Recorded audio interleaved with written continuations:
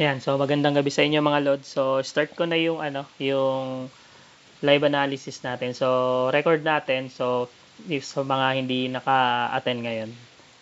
So ito yung sentiment ko. So first tayo kay DXY. So sa DXY, I'm still bullish pa rin dito kay DXY until ma-reach niya. Ayan, I'm still bullish pa rin dito kay DXY until ma-reach na tong BSL na to, buy side liquidities na to. So dito maghahanap ako ng potential short entry kasi dito nagkaroon na siya ng market shift structure after ma-break niya tong first buy side liquidities. So after ito yung last lows, ito yung last lows niya, itong low na to.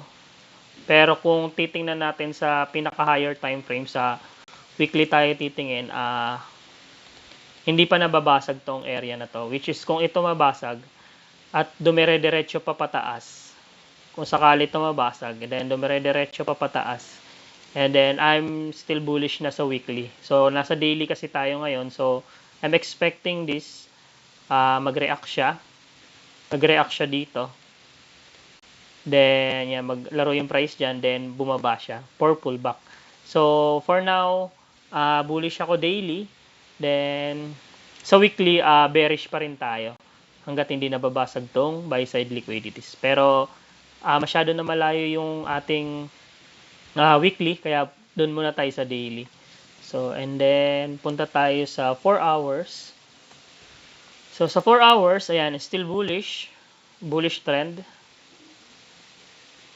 Still bullish trend. Ayan.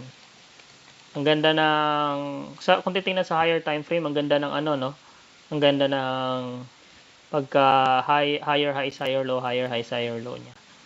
So wala siyang maayos na pullback. So I'm waiting this for major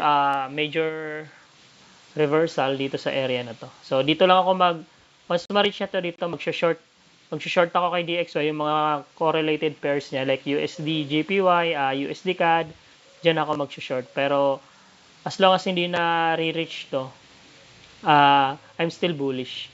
So yan, 4 hours yan, and then kung bababa tayo ng 1 hour, dito sa 1 hour wala, and hindi mo pa siya makikitaan talaga ng signs of weakness.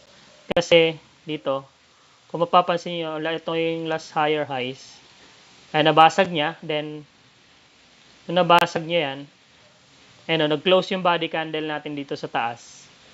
Nag-close tong candle na to. So, momentum pa rin siya. Malakas pa rin ang momentum na aangat. And then, malakas ang momentum na aangat pa kasi naglalaro pa yung price dyan. Then, pumunta dito. So, marami kasi mga stop loss dyan ng mga retails para kunin pa yung liquidities na yan. Then, tsaka bababa. So, dito, after ma-reach to, wait tayo ng mga ng market shift structure sa 1 hour.